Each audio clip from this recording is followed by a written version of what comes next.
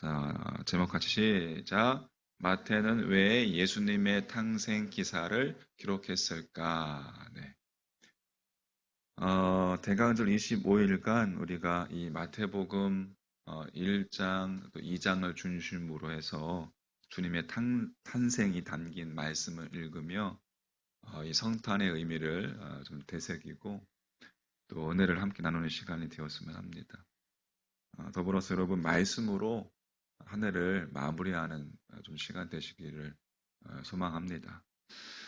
코로나 때문에 이제 사람을 만날 수 없는 그런 시간들이 우리가 길어지면서 좀 어렵고 힘든데 우리 그리스도인들에게는 이 시간들이 도리어 이렇게 말씀을 묵상하는 그런 귀한 시간일 수가 있습니다. 그렇게 건져 올렸으면 좋겠습니다. 보통 때 같으면 연말연시라고 해서 모두가 다 들떠있을 시간인데 올해는 도리어 이 시간들을 차분하게 했습니다. 할렐루야. 모든 이 새 생명의 출생은 생명을 사모하고 또 기다리는 모든 이들에게 큰 기쁨을 선사하죠. 이제 우리 교회도 우리 김단미 자매가 이제 곧 셋째를 출산할 텐데 단미자매 가정에게도 기쁨이지만 함께 기다리는 우리 모두에게도 참 기쁨입니다. 할렐루야. 하나님께서 예수 따라가는 교회 공동체에게 새 생명을 주시기 때문에 그렇죠. 2000년 전에 먼 유대 땅, 그 작은 유대 마을, 그곳에서 태어난 한 아기, 그 아기의 탄생, 성경은 우리에게 예수 그리스도의 탄생에 대해서 증언하고 있습니다.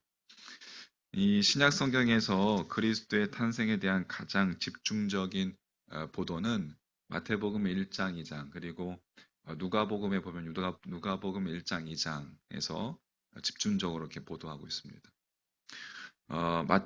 오늘은 마태는 왜 예수님의 탄생 기사를 기록했을까라는 질문에 여러분 여러 가지 답이 있겠지만 오늘 결론부터 이야기하자면 가장 핵심적인 답은 바로 예수님이 부활하셨기 때문입니다. 탄생 기사를 묵상하기 시작하면서 부활에 대해 이야기하는 것이 너무 앞선 것이 아닌가라고 생각할 수 있겠지만 여러분 우리가 생각해 보면 예수님께서 부활하셨기 때문에 마태는 예수님의 탄생 기사를 기록할 수 있었다라는 것이 이것은 여러분 매우 중요한 통찰이 아닐 수가 없습니다. 만약 그리스도께서 여러분 부활하지 않으셨다면 마태를 비롯한 제자들이 이 예수님의 죽음에 대해서 안타까워하고 애도할 수는 있을지언정 예수님을 하나님의 아들로 믿고 따르고 복음을 전하고 기록하는 이러한 일을 하지는 않았을 것입니다. 사실 제자들은 여러분 요한복음에서도 우리가 그동안 살펴봤는데 주님께서 십자가에서 죽으신 후에 제자들은 모두가 다 두려워 도망치고 숨고 했던 겁쟁이들이 제자들이었어요. 방문을 잠그고 그렇죠? 그렇게 숨어있는 그들에게 예수님께서 부활하셔서 나타나신 후에 그들에게 처음으로 하신 말씀이 뭐예요? 너희에게 평강이 있을지어다. 그리고 이 손과 옆구리를 보이시면서 또 너희에게 평강이 있을지어다 하셨습니다. 부활하신 주님이 나타나신 그 자리에 누가 없었죠? 예수님 제자들 가운데 도마가 없었죠.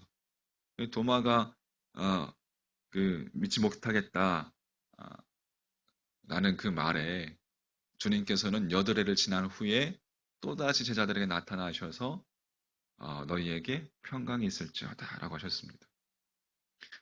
부활하신 주님을 대면한 제자들에게 가장 먼저 필요한 것은 여러분 세상이 줄 수 없는 하늘의 평안이었어요. 평강이었단 말이에요. 그 평강.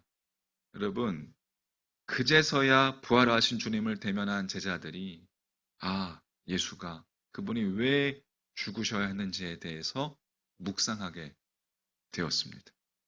예수님의 십자가의 죽음이 무슨 의미가 있는지, 자신들의 죄와 이스라엘의 죄, 그리고 인류의 죄를 위한 대속적 죽음임을 제자들이 그제서야 확신하고 믿었던 것이죠. 마태복음 20장 28절 말씀에 인자가 온 것은 섬김을 받으려 함이 아니라 도리어 섬기려 하고 자기 목숨을 많은 사람의 대속물로 주려 함이니라. 할렐루야. 26장 28절 말씀 뜨나요? 한번 같이 한번 읽어볼까요? 26장 28절 시작. 이것은 죄 사함을 얻게 하려고 많은 사람을 위하여 흘리는 바 나의 피 곧 언약의 피니라. 예. 많은 사람을 위해서 흘리는 바 나의 피 곧 언약의 피니라.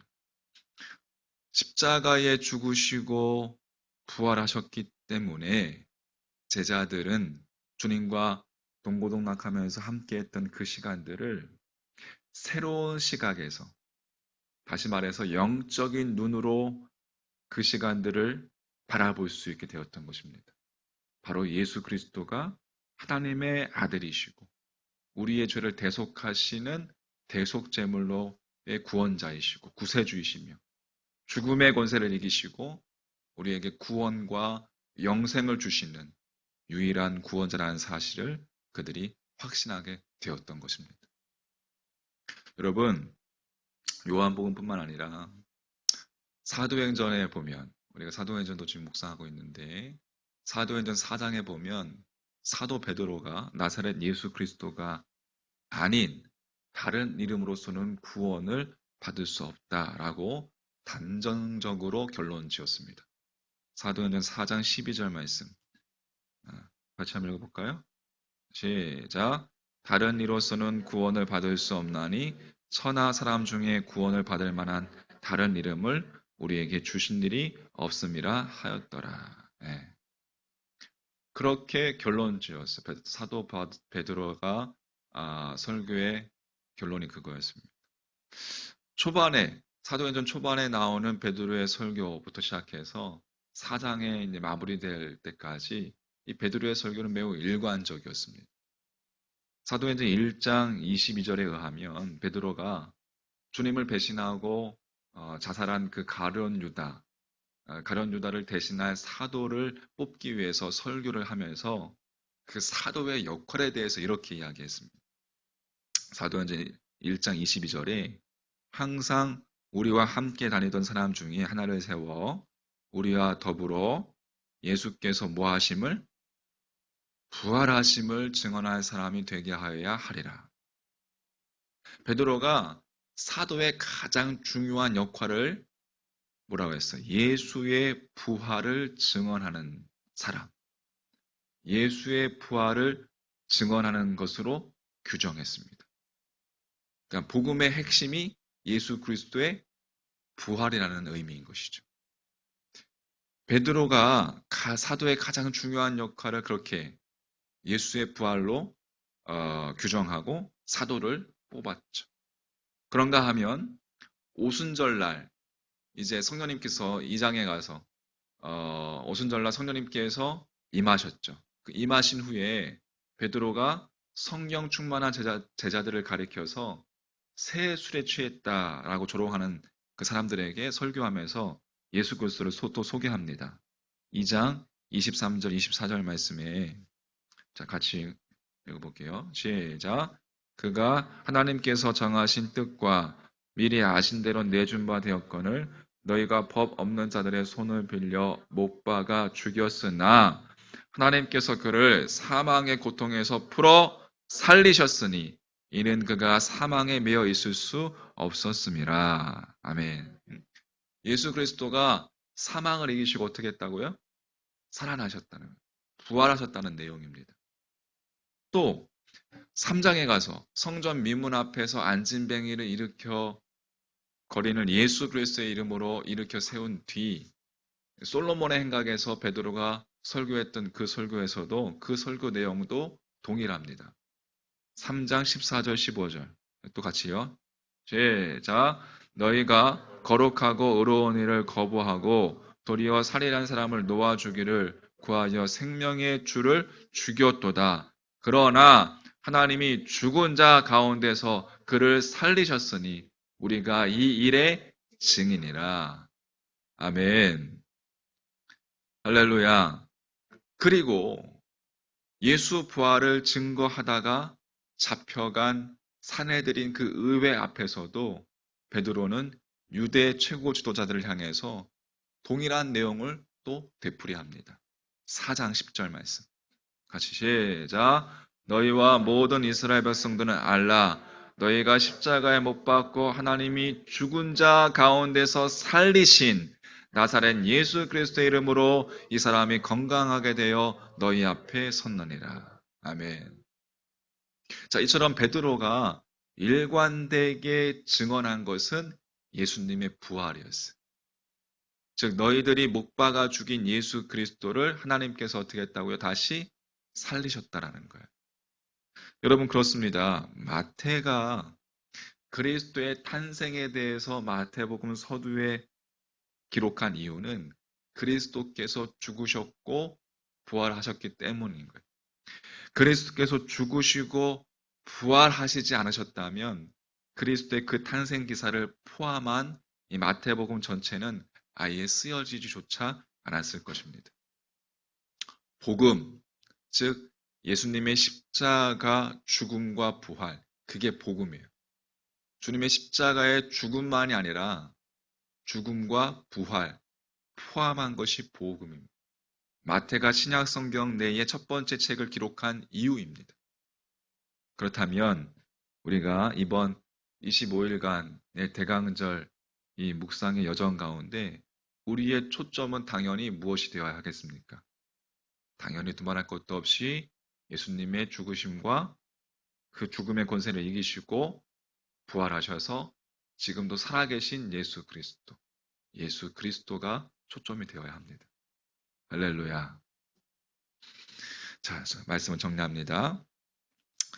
대강절을 시작하는 우리의 마음의 중심에 여러분 십자가에서 대속제물로 죽으시고 부활하신 이 예수 그리스도 외에 다른 무엇이 자리 잡고 있지 않은지 한번 돌아보십시오.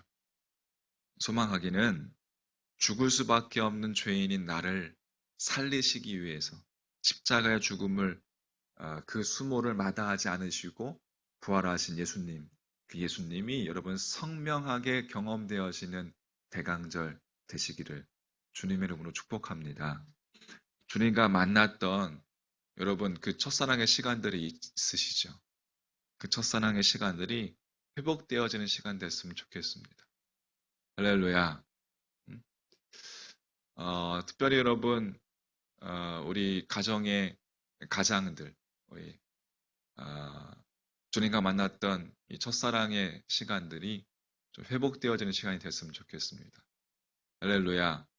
주님과 그 유년 시절에 동행했던 너무 좋아서 늘 교회에 나가고 싶고 기도해도 또 기도하고 싶고 눈물이 나고 하나님 앞에 회개하며 주님의 이름을 순수한 마음으로 찬양하며 경배하며 예배했던 여러분 그 첫사랑의 그 믿음의 모습 우리가 시간이 흘러가면서 세상의 풍파에 때로는 잊어버리고 놓쳐버린 예수 그리스도 그 예수 그리스도를 다시금 붙잡을 수 있는 대간전 되시기를 간절히 소망합니다.